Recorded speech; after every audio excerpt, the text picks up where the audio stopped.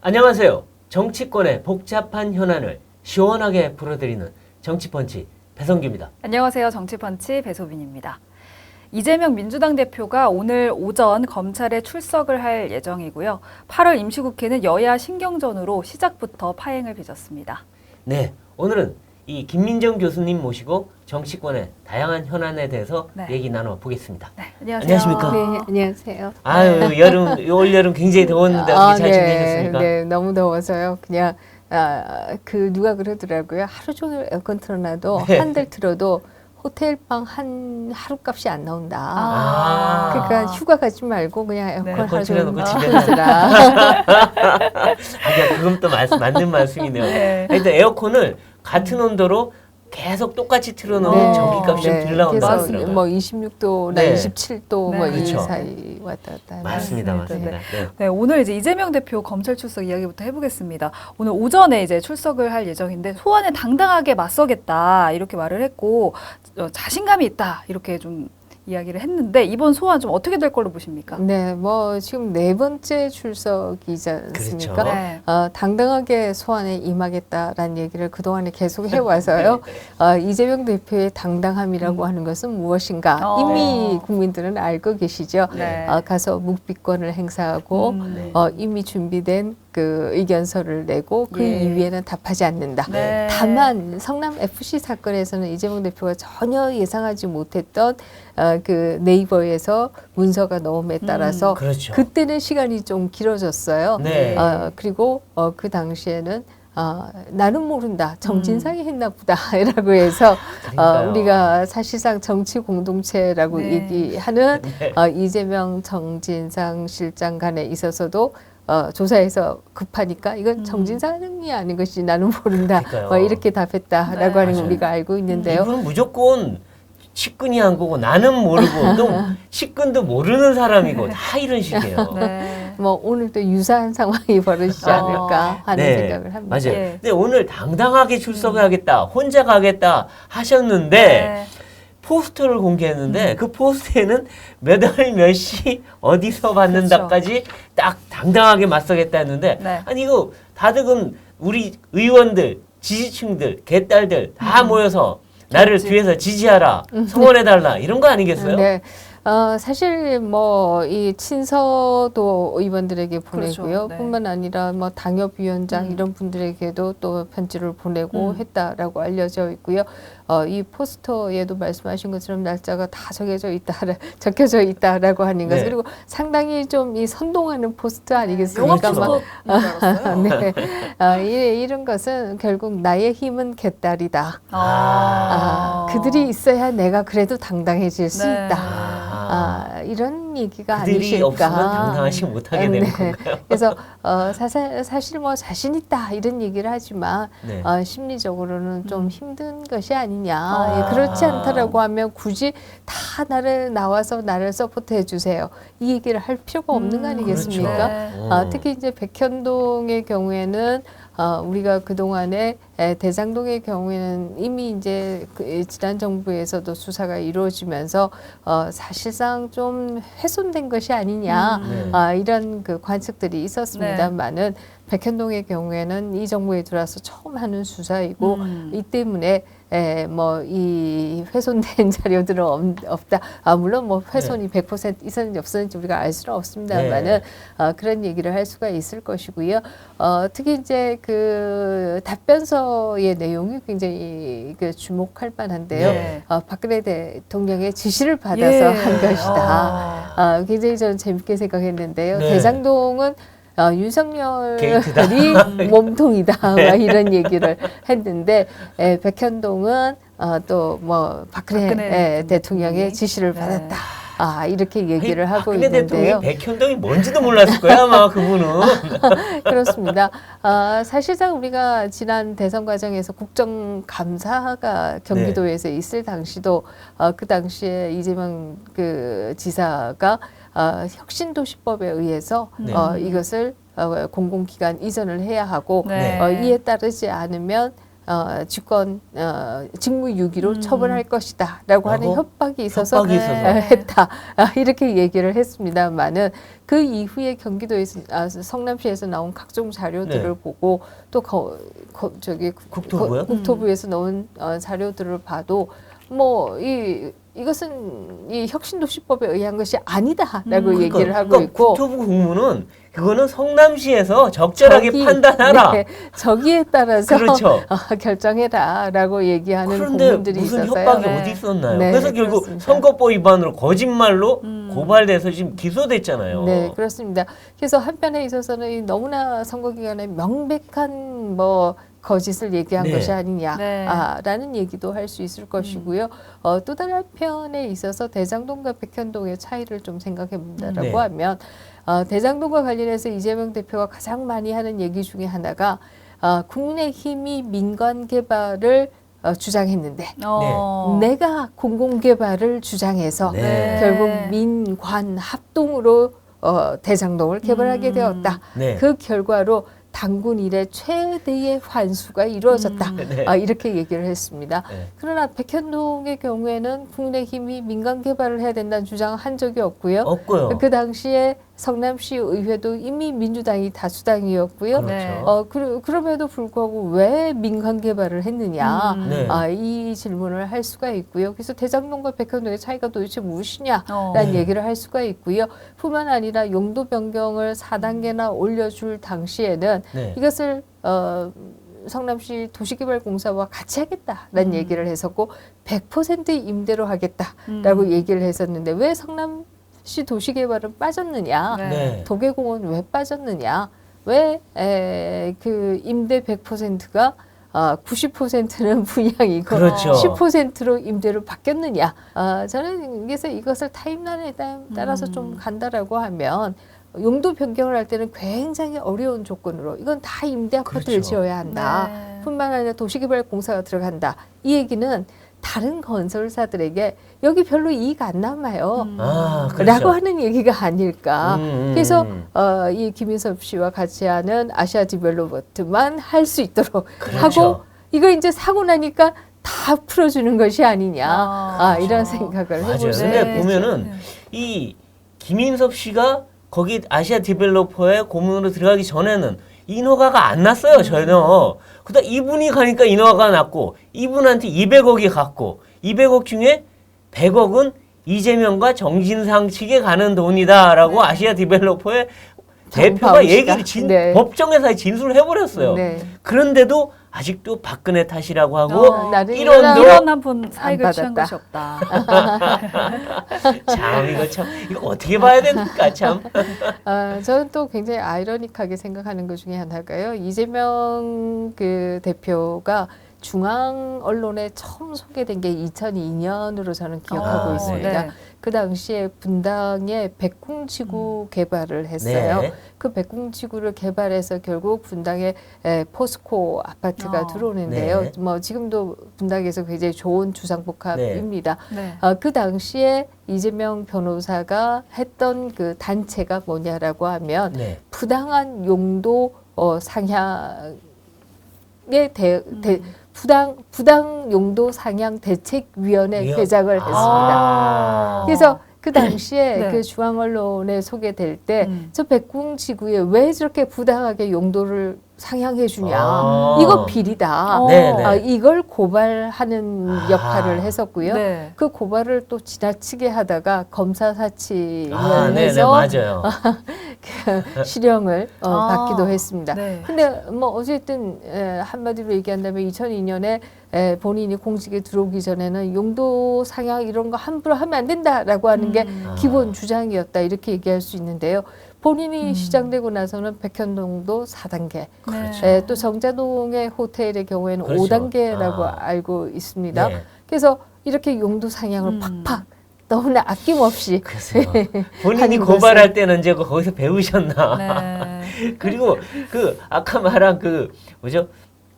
검사 사칭도 본인이 같이 해놓고 지금은 자신은 한 게 없고 PD 혼자 했다 그러니까 PD도 화가 나갖고 아니 같이 하지 않았느냐. 네, 뭐 그렇습니다. 최초로 PD가 화가 나서 또 지금 말씀하신 것처럼 그렇게 했고요. 또 더욱더 중요한 것은 본인은 그냥 검사 이름만 가르쳐 준 것이고 네. 전화할 때 옆에만 있었다. 뭐 네. 이런 식으로 얘기를 했는데요. 이에 대해서 또 선거법 위반인 재판이 있지 않았습니까? 네. 이에 대해서 또 위증 교사를 했었지요. 그렇죠. 김병란 시장이 이 이재명 대표를 타겟으로 거기에 소송을 걸려고 했다. 뭐 이런 식의 위증을 하도록 네. 교사를 했다라고 하는 게 녹음 테이프가 증거로 그렇죠. 남아 네. 그것도 지금 수사가 진행 중이에요. 라고 해서요. 그러니까 이재명 대표의 진술은 뭐가 진실인지 모르겠어요. 네. 말하면 다 딴 말이 또 나오고 또 나오고. 정치인들의 말을 우리가 그렇게 정직하다라고 생각을 일반적으로 하지 네. 않는 게 또 사실입니다만은 그러나 정치인들 가운데에서 선거에서 허위 사실을 공표했다라고 2번, 3번씩 기소되는 사람이 네. 누가 있는가? 그렇죠. 뿐만 아니라 법원에서의 이 증언을 위증하도록 교사하는 경우, 물론 이건 아직은 뭐 100% 확정 판결이 난 것은 아니고 그렇죠. 네. 지금은 의혹입니다만은 네. 그런 의혹을 받는 정치인이 누가 있느냐 그러니까요. 이런 생각을 해본다라고 하면 네. 지금 살고 있는 우리의 한국 정치가 정말 비정상적이다라는 그렇죠. 얘기를 할 수가 있고요. 또 어떻게 보면 저는 조국 사태 때부터 시작이 되었다라고 생각하는데요. 네. 한국 정치가 그렇게 뭐 정치인들이 정직하다라고 생각하지 않았지만 그럼에도 이렇게 대놓고 거짓말을 하는 경우는 네. 바로 조국 사태 때부터 시작해서 네. 그 당시에 서초동 집회에 나갔던 뭐 제 아는 지인들 중에도 서초동 집회에 그러니까요. 나가신 분들이 있는데요. 그분들은 조국의 말을 다 믿었다. 라고 하는 얘기들을 지금 와서 하시는 분들이 있어요. 아. 그래서 그 당시에 우리가 서초동 집회에 얼마나 많은 분들이 그러니까요. 모였는가 이 생각을 해본다라고 하면 그분들은 적어도 지금 이 시점에서 보면 다 대법원 판결 정경심 교수의 경우는 났고 그렇죠. 이 시점에서 보면 그분들은 다 허위의 네. 세계에 살고 있었다. 그렇죠. 이렇게 얘기할 수 있을 것이고요. 조국보다 더 한 경우가 이제 이재명 대표가 아닌가. 네. 그래서 이 한국 정치가 정말 이 거짓말의 세계에 지금 빠져 있는 게 아닌가. 아니 이 포스터에 정확한 날짜랑 시간이 적혀 있으니까 기자들이 질문을 했더라고요. 이게 어떤 의미냐? 그랬더니 그랬던가요? 라고 또 반문을 하는 모습까지. 내가 네. 포스트에 그렇게 적었다고 그걸 또 믿으십니까? 예. 이런 건가요? 참나. 네. 근데 지금 그 장경태 최고위원 같은 경우에는 아니 검찰이 구속영장 치려면 비회기 중에 쳐라. 왜 회기 중에 쳐서 네. 자꾸 우리 망신시키려고 하느냐. 이런데 아니 회기든 비회기든 오면 그냥 체포동의안 찬성하고 그다음에 출석하면 될 거 아니에요. 네, 비회기 중에 검찰의 구속영장 청구가 있을 것이다라고 예상들이 한때 있었습니다. 예. 그런데 이 수사의 시간을 누가 놓쳤는가? 네. 를 생각해 보면 또 이재명 대표가 시간을 상당히 늦춘 것이 아니냐 네, 이런 네. 얘기도 할 수 있을 겁니다. 네. 사실 백현동도 백현동이지만 이 대북 송금 사건의 경우에는 이미 재판 과정에서도 김성태 씨가 사실상 진실들을 얘기하고 예. 있는 상황이고 이화영 씨도 검찰의 진술을 그러니까요. 바뀐 이재명 대표에게 보고했다라고 하는 진술을 법원에서 하려고 하니까 그걸 막기 막으려고. 위해서 7월 25일 재판은 부인이 늦추고 8월 8일 재판은 그야말로 진보 진영의 빅샷이라고 얘기할 수 있는 김형태 변호사가 직접 나와서 나서서, 또 네. 재판을 완전히 뭐 방해한 것이죠. 그렇죠. 이 법원의 이 재판 과정을 방해해서 결국 8월 8일 재판도 제대로 그러니까요. 이루어지지 못하게 한 네. 것이다. 이렇게 진술을 보면 못하게 막고 있는 거예요 지금. 네, 그렇게 보면 이 시간표를 누가 늦추고 있느냐. 네. 결국 뭐 이재명 대표 측에서 늦추고 있는 것이 아니냐 네. 이런 생각을 하게 됩니다. 예. 이제 어제 그 민주당 의총이 열렸는데 예. 그래서 이 혁신위가 내놓은 뭐 대의원제 뭐 축소 이거를 의결하자 했는데 이 비명들이 나서서 혁신위가 개판이더라. 혁신은커녕 분란만 일으켰다. 네, 지도부 총사퇴하라. 혁신은 논의할 가치도 없다. 이렇게 완전히 반발했어요. 그러니까 또 이 친명 진영에서는 당신들이 뭐 당원들의 명령에 집단 항명하느냐 이러면서 뭐 싸움만 하다 끝나버렸는데 혁신이 정말 혁신입니까? 아니면 뭡니까 이게? 뭐 이 싸움은 상당히 여기 가지 않겠는가 앞으로도 네. 계속 될 것이다 이런 생각을 하고요. 지난번에 제가 나왔을 때 혁신이가 각 출발할 때 네. 나왔던 것으로 기억하는데요. 그 당시에 김은경 혁신위원장이 뭐 가죽을 벗기고 네. 뼈를 아유, 깎겠다 네. 이런 얘기를 해서 아마 가죽을 벗기고 비명은 떼내고 네. 친명의 살을 더 붙일 그러니까요. 것이다 그러려고 한 건데. 이런 얘기를 드렸는데요. 혁신위에서 진행된 것을 보면 정확하게 네. 그렇게 진행이 되었다. 그렇죠. 네. 이런 얘기를 드릴 수가 있습니다. 네. 뭐 다른 소위 정치 개혁 아니라고 하는 것들도 있습니다만은 가장 핵심적인 것은 당 대표를 어떻게 선출할 것이냐라고 네. 하는 것이고 결국 대의원제는 당 대표 선거에서 빼고 당원 70, 여론조사 30으로 가겠다. 그렇죠. 개딸 이것은 중심으로 가겠다는 네, 거죠. 개딸의 영향력을 더 키우겠다라고 네. 하는 것이고 그리고 이제 다선 의원들에게 아예 뭐 다선 의원들 이제 좀 물러나시라. 물러나라. 라는 얘기뿐만 아니라 네. 공천 과정에서도 다선 의원들의 점수를 상당히 낮추겠다. 40%까지도 낮추겠다. 아하. 이 두 가지 안이 네. 있는데요.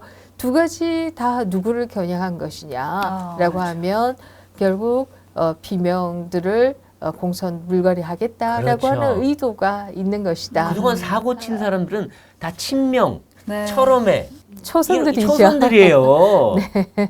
그래서 이 비명 다선 의원들을 물갈이하겠다라고 하는 게 네. 공천 룰에 들어가 있는 것이라고 한다면 이 당원 70 여론조사 30으로 하겠다라고 하는 것은 소위 이재명 대표가 당 대표직을 뭐 12월 이전에 물러나게 된다라고 네. 하면 결국 대표 선거를 다시 한번 하게 되는데 그 대표 선거에서 결국 이재명 대표와 뜻을 같이 하는 사람을 대표로 밀겠다. 이 그렇죠. 뜻이 아니냐 이런 네. 얘기를 할 수가 있고요.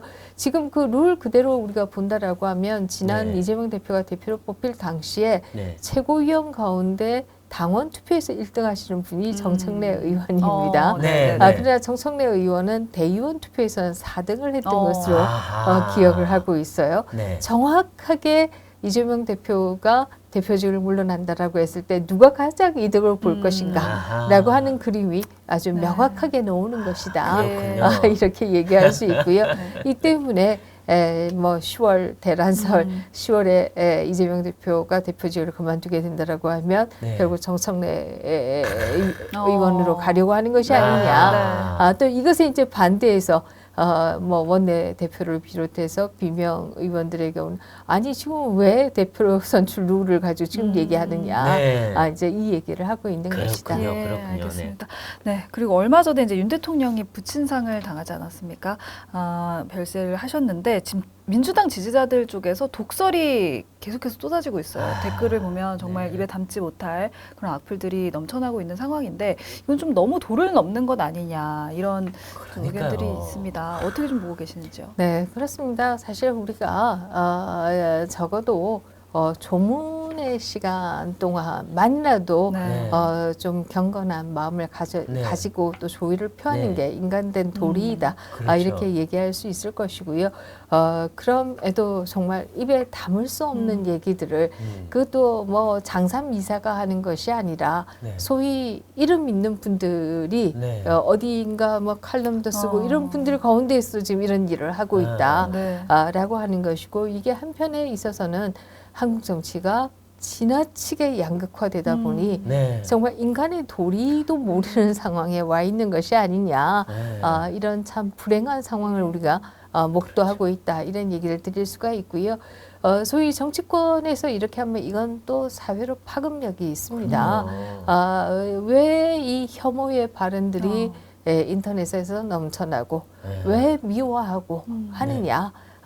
뭐 최근에 선생님들의 문제만 해도 교사들에 대해서 학부모가 정말 입에 담을 수 없는 네. 진상을 부리는 그렇죠. 경우 네. 들도 우리가 봤습니다.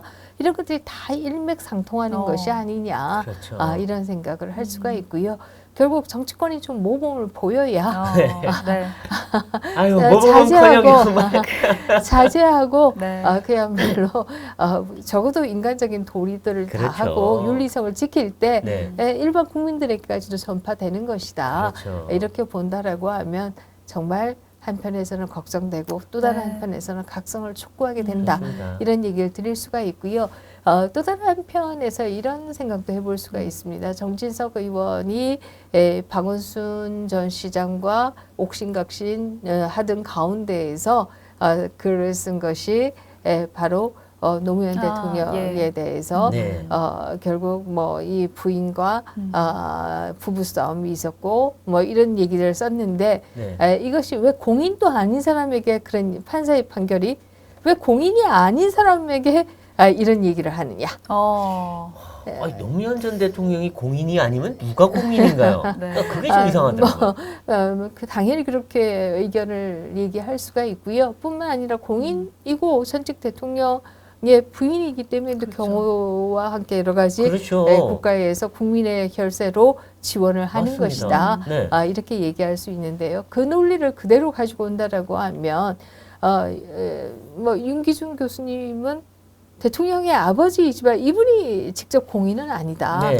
이런 얘기를 할 수가 있는데요. 네. 이분을 향해서 이런 정치적인 공격을 해서야 되겠느냐. 이런 얘기를 그리고 할 수가. 그분 윤기준 교수님이 네. 존경할 만한 분이에요. 네. 우리 통계학의 경제학, 기초를 세우시고. 통계 쪽에서도 네. 상당한 기여를 하셨고 그분이 뭘 잘못했다고 그렇게 그분 돌아가시. 사실 범죄인이 죽어도 문상할 때는 욕하는 게 아니잖아요. 근데 네. 이분은 정말 존경할 만한 분인데 이분을 갖고 이러니까 참 너무 진영으로 갈려도 네. 너무 심하게 갈려서 싸운다라는 생각이 기본적인 좀 듭니다. 도리는 지켜야 할 것 같습니다. 그렇습니다. 네. 네, 그리고 지금 민주당이 임시국회 동안에 지금 윤석열 정부의 5대 무책임에 대한 진상조사를 하겠다 하면서 1특검, 4국정조사를 하겠다 네. 하는데 이게 뭐 그 최수근 상병 그 수해 중에 죽은 사건을 갖고 특검까지 하겠다 그러고 뭐 양평고속도로 잼버리, 방송차, 오송 다 국정조사 하겠다는데 네. 이게 뭐 이렇게 정치권이 나서 이렇게까지 할 일인가 싶은 생각이 들어요. 네, 아마 이제 이것을 선거 전략으로 생각을 네. 했을 겁니다. 내년 4월에 총선이 있기 때문에 야당의 입장에서는 여당의 실적을 그야말로 공격해야 된다라는 네. 생각을 할 것이고 예. 이 때문에 윤석열 정부에서 있었던 각종 사건 사고에 대해서 공격하겠다라고 네. 하는 전략이 서 있을 것이다. 네. 이런 얘기를 드릴 수가 있고요. 또 두 번째의 경우에는 우리가 어제의 이제 친명과 비명이 대놓고 의총에서 갈등을 벌이는 장면을 봤습니다만은 이미 이것은 다 예상되어 왔던 것이고요. 네. 이렇게 내부의 갈등은 외부를 공격함으로써 내부의 갈등을 좀 줄일 수 있는 것이 사실입니다. 이 때문에 윤석열 정부를 공격하는 쪽으로 힘을 모으자 이런 전략이었을 것이다. 네. 이런 생각을 하는데요. 그러나 결과적으로 본다라고 하면 내부에서의 갈등이 더 커서 이런 것을 추진할 힘이 있겠는가? 네. 저는 오히려 역설적으로 그런 생각을 하게 되고요. 네. 내부의 갈등이 클 수밖에 없는 것은 혁신위원회에서 결국 혁신안을 내세운 게 너무나 친명의 생각을 명확하게 드러낸 상황에서 비명이 물러설 수가 없는 상황이고 그렇죠. 네. 이 때문에 이와 관련된 갈등들이 아마 앞으로 이제 더욱더 확산되지 않겠는가 하는 네. 생각을 해볼 수가 네, 있죠. 맞습니다. 그리고 또 얼마 전에 이제 끝난 잼버리 대회 이 파행 문제를 두고 감사원이 이제 고강도 감사에 들어갈 예정이라고 합니다. 이제 대회 유치부터 준비 과정, 운영과 뭐 폐영 전반에 대한 이런 조사에 들어갈 것으로 보이는데 어느 곳에서도 내 탓이요 이런 모습을 찾아볼 수가 없습니다. 서로 책임 떠넘기기만 하고 있는 모양새인데 이번 잼버리 대회 어떻게 좀 평가하고 계십니까? 네, 그야말로 한국이라고 하는 시스템의 문제가 무엇인가 네. 우리가 다시 한번 확인을 했다라는 얘기를 드릴 수가 있고요. 첫 번째에 그 많은 외국의 청년들이 와서 화장실도 제대로 갈 수 없고 그렇죠. 그 더위에 네. 13병에 천여 명이 들어눕게 되는 이 네. 상황. 정말 이런 상황이 벌어짐에도 누구도 경고음을 울리지 않았다. 네. 이게 막 닥치고 나서야 알게 되었다. 네. 이게 이제 가장 첫 번째 얘기할 수 있는 부분이 아니냐 이런 얘기를 드릴 수가 있고요. 뭐 두 번째는 그런 문제에도 불구하고 또 각종 기업부터 뭐 자원봉사까지 몰려들면서 네. 그 문제를 또 치유하고자 항상 국민들이 나서서 이것을 치유하고자 하는 네. 노력을 했다라고 하는 또 것이고 대미는 또- K-팝이 장식했어요. K-팝이 그 모든 것을 용서하게 만들었다. 네. 그리고 난 이후에 마지막 단계가 있습니다. 누구 탓이냐 싸움을 한다. 아하. 이게 우리의 현 주소가 아니냐. 이런 참. 얘기를 드릴 수가 네. 있고요. 네. 이런 차원에서도 볼 수 있지만 다른 차원에서 본다라고 하면 한국이 고도 성장하던 때를 지나서 이미 지난 정부에도 400조 이상의 적자가 네. 누적되어 있고요.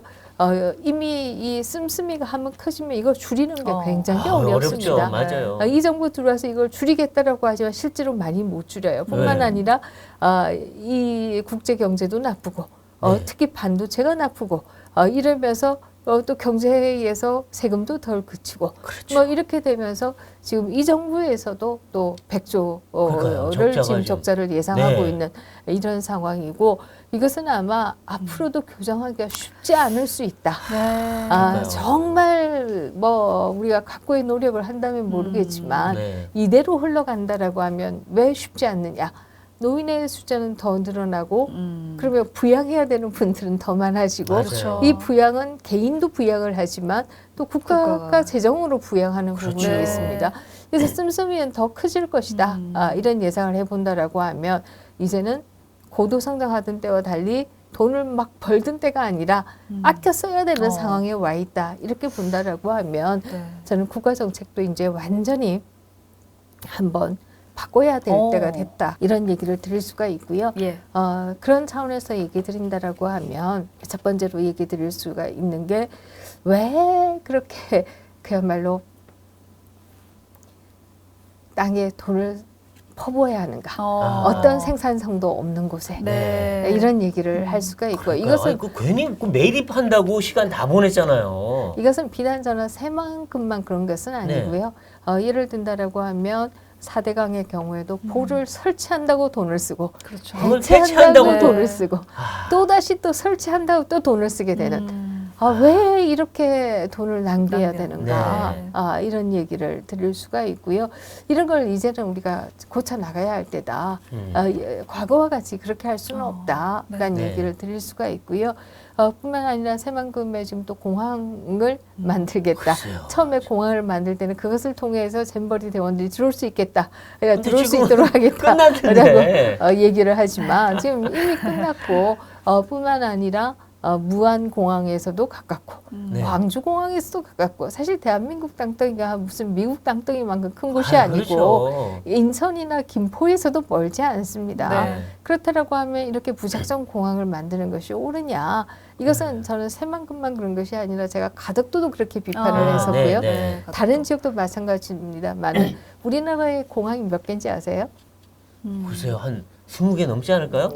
제가 몇 년 전에 셌을 땐 15개 됐는데요. 네. 그 가운데 국제공항이 8개. 아. 국제공항이라고 하는 이름을 단 공항이 8개였어요. 근데 다 아시다시피 그 가운데에서는 고추 말리는 공항 뭐 그렇죠. 이런 것들이 있는 거 우리가 다 알고 있습니다. 한 달에 한 번 오고 뭐. 근데 이렇게 점점 적자가 늘어날 수밖에 없고 네. 그렇기 때문에 살림살이를 좀 더 효율적으로 해야 되는 이 상황에서 예. 우리가 과거와 같이 SOC 투자를 하는 것이 옳으냐 네. 이 문제를 제기할 수 있고요. 네. 특히 이제 일본 같은 경우가 우리보다 먼저 경험하지 않았습니까?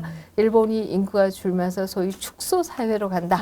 네. 이 우려가 한동안 굉장히 많이 나왔었고요. 그렇죠. 이 축소 사회의 특징은 이미 만들어져 있는 SOC도 유지하기가 어려워진다. 그렇죠. 그걸 관리 유지하는 비용을 사람이 줄어드니까 세금을 내는 사람이 적고 세금을 내는 사람이 적으니까 당연히 SOC도 관리 맞아요. 유지하기도 어려워진다. 네. 이렇게 얘기할 수가 있습니다.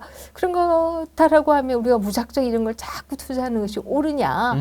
이제 이런 문제 제기도 할 수가 있고요. 물론 정치의 논리로서는 국회의원들이 저 이런 다리 가지고 왔어요. 뭐 이렇게 하는 게 표현은 도움이 보여주기는. 되겠지만 우리가 이렇게 가는 것이 옳으냐. 예. 네.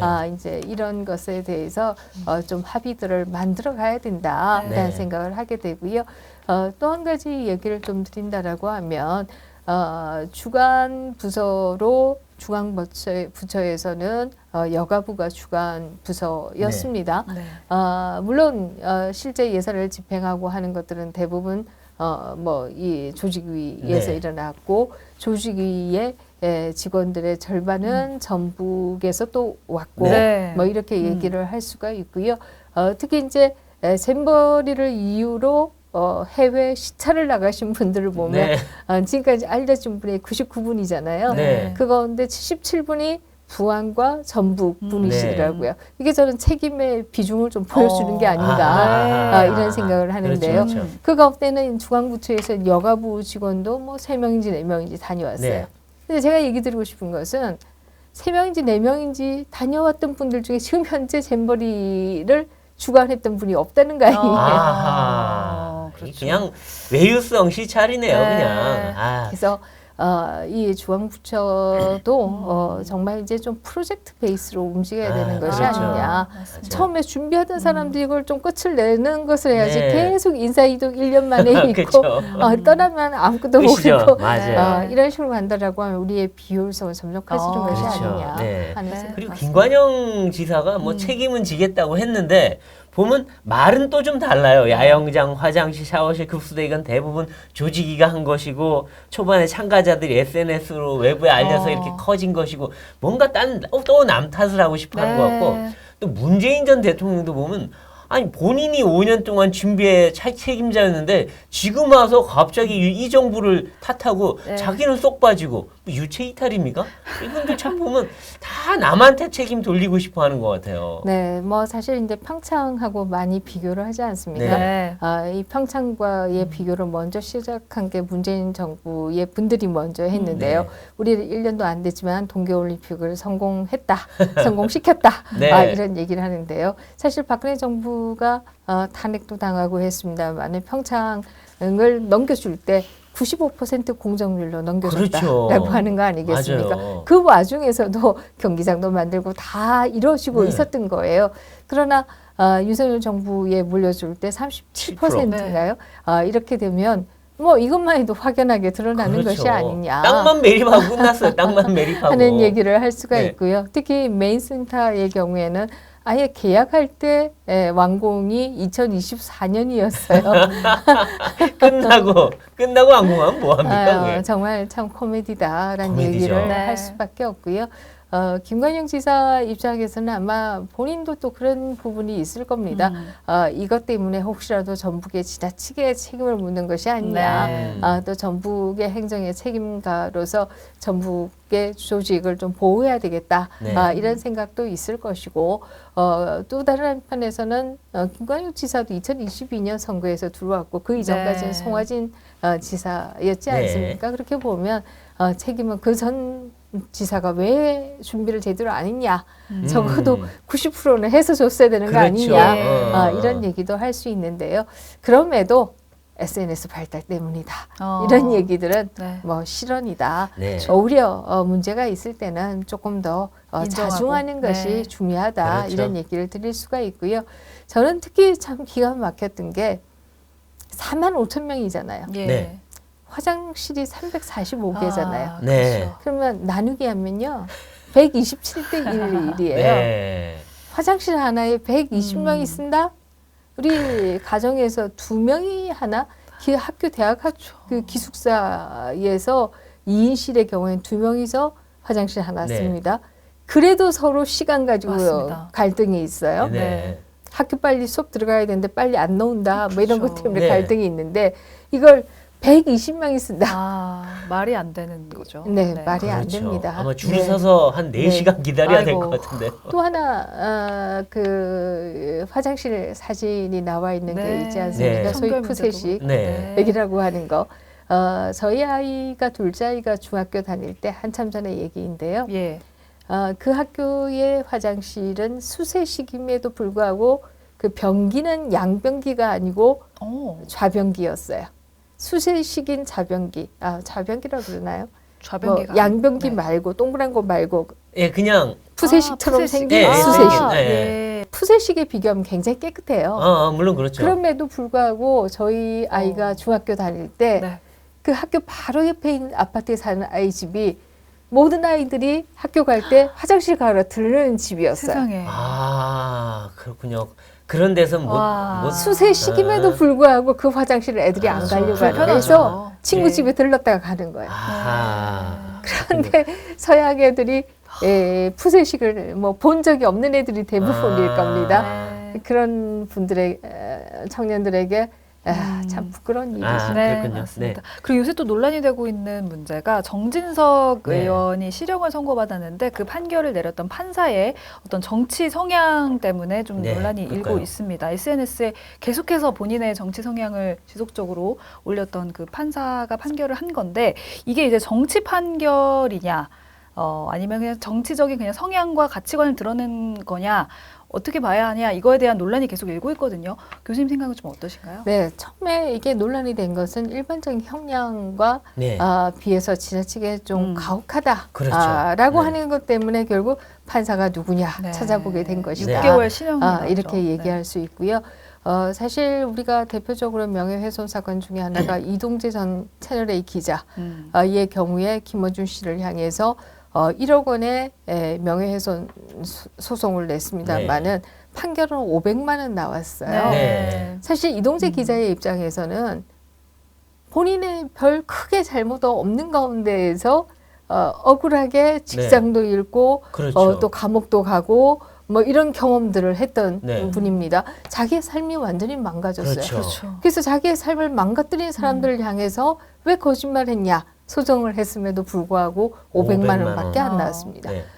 또 유시민 전 장관의 경우에는 검찰이 노무현 재단의 계좌를 털었다. 이건 명백한 사실에 대한 얘기를 네. 했어요. 근데 그런 일이 없었어요. 네. 그럼에도 500만 원 판결이 나왔습니다. 네, 맞습니다. 그것에 비한다라고 하면 사실 정진석 의원이 쓴 것은 돌아다니는 얘기 가운데는 그런 돌아다니는 얘기도 있고 우리가 정확하게 알지 못해요. 그럼에도 고인에 대해 이 사자 명예훼손이고 네. 공인이 아니다. 네. 이렇게 하면서 지나치게 형량이 많이 나왔다. 이 때문에 도대체 판사가 누구냐? 이러다 보니까 네. 그분의 고등학교 때 글, 대학교 네. 때 글이 먼저 나왔습니다. 네. 그러나서는 고등학교 때 글, 대학 때 글이 나왔다고 해서 판사가 정치적 성향이 지나치게 강하고 그것이 편견으로 작동했다 이렇게 얘기하기는 어렵지 않을까? 그렇죠. 네. 이런 생각을 했는데요. 그런다 임용 이제 후에도 임용 후에도 현직에 있으면서도 그렇죠. 그때도 또 글을 썼어요. 네. 대표적으로 2022년 대선이 끝나고 난 이후에 이틀 동안 통업을 하고 네. 4월 때는 이제 정신을 차려야지 이런 글을 쓴다든지 네. 이런 아니, 것은 자기 마음은 그럴 수 있지만 그걸 표현하는 거는 공직자로서 적절치가 않거든요. 그렇습니다. 그것은 뭐 대법원의 윤리 규정에도 맞지 않고요. 네. 이것은 만국 공통이다 이런 얘기를 네. 드릴 수가 있는데요. 네. 이 정무직 공무원의 경우에는 본인의 정치 성향을 얼마든지 얘기할 네. 수 있습니다만은 그러나 직업 공무원의 경우에는 네. 그것은 안 된다라는 네. 얘기를 드릴 수가 있고요. 미국 같은 경우에는 우리나라와 달리 정치 자금도 기부할 수 있고요. 네. 개인적으로 이런 것이 다 허용되어 있고 정당 가입도 할 수 있고 이렇게 되어 있지만 그럼에도 불구하고 자기의 정치 성향을 얘기해서는 안 된다. 또 공무원에게 당신 어디 지지해? 이거 물어서도 안 된다. 아하, 네. 그래서 노 에스크 노텔 팔러시가 네. 있습니다. 그래서 우리도 이 부분은 좀 명확하게 할 필요가 있다. 네. 그래서 마지막으로 이제 김명수 대법원 체제에서 결국 이 법원이 너무 정치화되고 너무 그 어떤 그 인권법 연구에 이런 뭐 사조직에 의해서 완전히 휘둘리고 있다. 이 정치 편향이 너무 심하다라는 평가가 있는데 김명수 대법원에 결국 이 문제를 해결을 해야 되지 않나 이런 생각이 듭니다. 네, 그렇습니다. 사실 우리가 김명수 대법원 이전에도 법원을 비판할 때 굉장히 많이 하는 말 중에 하나가 유권 무죄, 무권 유죄다. 네. 정치적인 권력을 가지고 있으면 형량이 작게 나온다. 네. 뭐 야당의 경우는 많이 나온다. 이 네. 얘기는 역대 정부에서 비판이 있었던 그렇죠. 것이 사실이고요. 진보나 보수나 할 거 없이고요. 또 역대 정부에서도 사법부를 향해서 비판하는 것 중에 하나가 유전 무죄. 네. 돈이 있으면 무죄이고 네. 왜냐하면 좋은 변호사 좋은 사니까. 변호사 사니까. 또 뭐 무전유죄다 네. 이런 얘기들은 그동안에 비판을 해오는 부분 중에 하나였습니다. 네. 그럼에도 불구하고 역대 정부에서 판사의 성향이 무엇인지 찾아보자. 거기에 따라서 네. 변호인을 어떻게 될지 고민하자. 이런 적은 없었거든요. 그러니까 사람들이 이 수임할 때 뭐 이 이 판사가 인권법인지 아닌지 그것부터 본다는 거 아니에요. 네. 그래서 거기에 맞춰서 변호사를 쓴다. 네, 그래서 이거는 뭐 처음 있는 현상이다. 이렇게 얘기할 수 있고요. 그것은 그만큼 김명수 체제가 사법부를 지나치게 정치화시켰다. 그렇죠. 이런 얘기를 드릴 수가 있고요. 저는 이것만 있는 것이 아니다. 네. 역대 대법원장 가운데 대법원장이 대놓고 거짓말을 한다라고 하는 의혹을 받은 적도 그러니까요. 없고요. 국회에 허위 문서를 보냈다라고 네. 한 적도 없었고요. 그러니까요. 뿐만 아니라 사법거래란 말도 네. 처음 나온 단어입니다. 대법원 판사가 형량을 거래한다. 네. 물론 아직은 의혹 단계입니다. 그럼에도 불구하고 이런 말이 나온 적이 없었다라고 그렇죠. 한다라고 하면 그러나 이런 의혹들이 지금은 굉장히 많이 있는 것을 생각해 보면 결국 김명수 체제가 얼마나 잘못되었는가라는 얘기를 드릴 수가 있고요. 네. 사실 우리가 일반적으로 사법부를 민주주의의 최후의 보루다 네. 이렇게 얘기하고요. 또 이 법치주의를 지켜나갈 가장 큰 책임이 또 사법부에 있다 그렇죠. 이렇게 얘기 드릴 수가 있는데요. 뭐 그것은 결국 본인들 스스로가 그 권위를 가질 수 있도록 행동해야 되는데 스스로가 무너지면 국민들도 같이 무너질 수밖에 그렇죠. 없는 것이 아니냐 네. 이런 생각입니다. 알겠습니다. 오늘 김민정 교수님과 함께한 정치펀치는 여기까지고요. 저희는 다음 이 시간에 더 화끈한 펀치로 돌아오도록 하겠습니다. 고맙습니다. 고맙습니다.